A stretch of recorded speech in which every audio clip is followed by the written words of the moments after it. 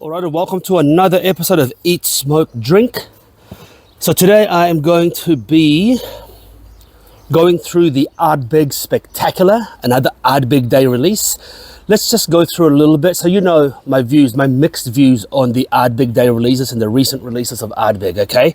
But let's see, before we draw a conclusion, we have to first try it, because if you're not trying it and you're just presuming, then you're just an asshole. So, Ardbeg Spectacular, a distillery first, a rare elixir matured in the finest port wine cask and classic bourbon. Okay, so let's see what it is like. Okay, so this particular one is 46%, so it's not the committee release. Great packaging as always. Ardbeg, you can never fault their packaging. When you're owned by LVMH, how do they fuck up packaging? They never will, because 30% of all their budget probably goes to the marketing and packaging of the whiskey. Anyway, without further ado, let's get nosing this bitch.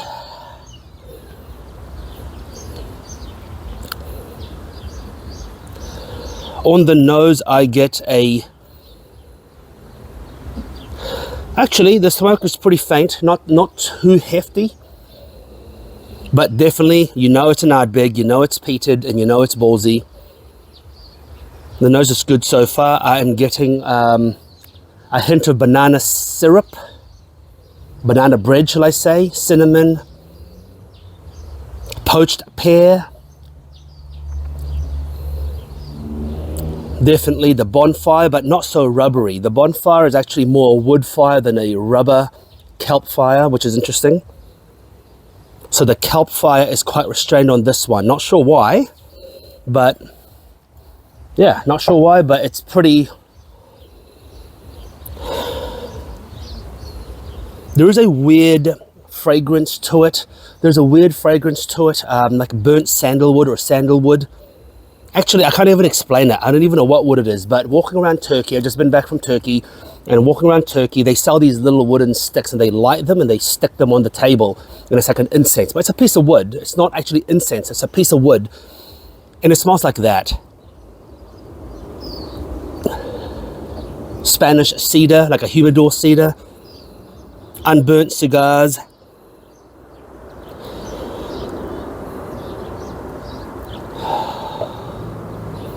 Damp newspaper, damp cloth, damp leather, damp couch, damp wood, old shit, you know? It's like going to a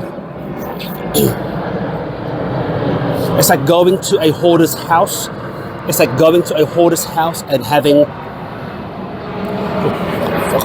It's like going to a hoarder's house and you've got that damp smell of just everything mixed together without the urine and the shit in jars, okay?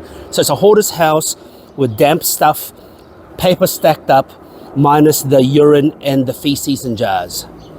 Just picture that. But definitely leathery, a little bit of talcum powder.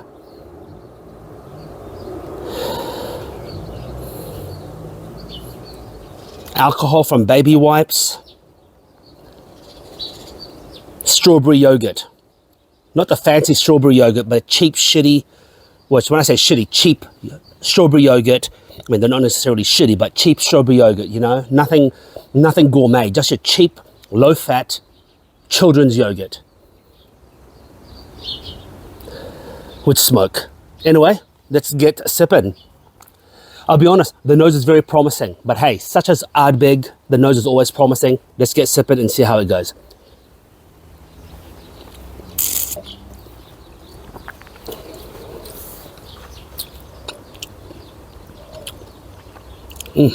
All right, I'm getting that iodine kelpie smoke now.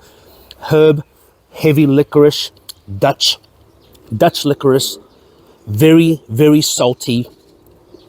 It's got a bitterness right in the back palate, which is good, by the way. I love this lingering bitterness, like I like it. The lingering bitterness is delicious. I can't describe it right now, but it's delicious. Like a bittersweet, like when you eat like a super dark chocolate and cacao, you got this bitter aftertaste. All right, on the palate, that is an explosion of smoke for sure. Fire, bonfire, beach bonfire. You've got that kelpiness to it now coming through. Definitely very, very leathery.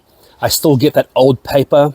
Okay, it's like going to a hoarder's house. Instead of just smelling around, you start licking walls. Okay, you're licking the walls and it's damp. It's got a bit of mold. It's got a bit of mildew, some dust. It's got an old leather couch. Maybe even, you know, the occasional cigar's been smoked in there. You've got that smoke, that old smoke, and it's pleasant. But at the same time, the thought of it isn't pleasant because I've just described to you a horrendous shithole, but it's pleasant in liquid form.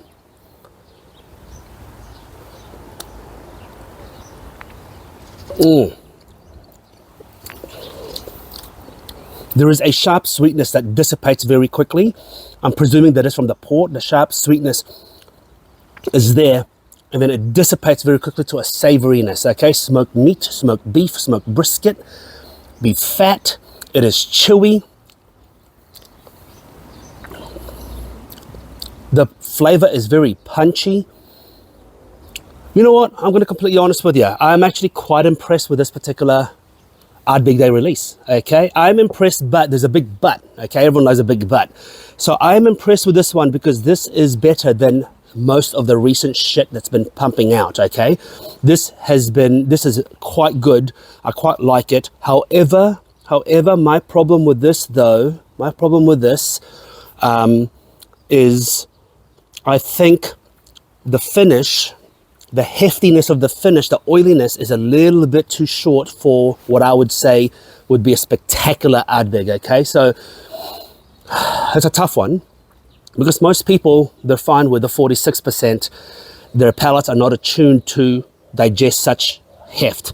I think another 2%, maybe even at a 50 flat, would make this truly fucking spectacular. Okay, truly spectacular. So I'm curious to see if there is a committed release out there that I can find, because a committed release I think would be absolutely insane. I don't even know if they still do that. But anyway, I'm impressed. I think this is a goodie. I think it'll impress most Ardbeg lovers. The flavor is good, the mouth feels good, everything is there. I think it just needs a couple more to take it from excellent to spectacular. So spectacular is a little bit false advertising because it is not spectacular yet. At 46%, I don't think it's spectacular. However, you know what? I am impressed because, yeah, like I said, the last few Ardbeg Day releases have been fucking shitehouse, and it's a relief that sometimes they may get it right. And I've been so cynical of Ardbeg and Louis Vuitton, Moet Hennessy lately, just by they're doing so much marketing. You go to every airport around the world, every big airport, and it's just so much marketing. They spend millions and millions on the stands, and I'm just like, maybe if you spend those millions and make a really, really, really spectacular whiskey, it'll sell itself. Okay, like Springbank. I mean, Springbank spends fuck all on marketing, but people would literally give their fucking left nut for a Springbank bottle right now because it's good. Okay. Anyway, until next time, make sure you eat, smoke, drink. Cheers.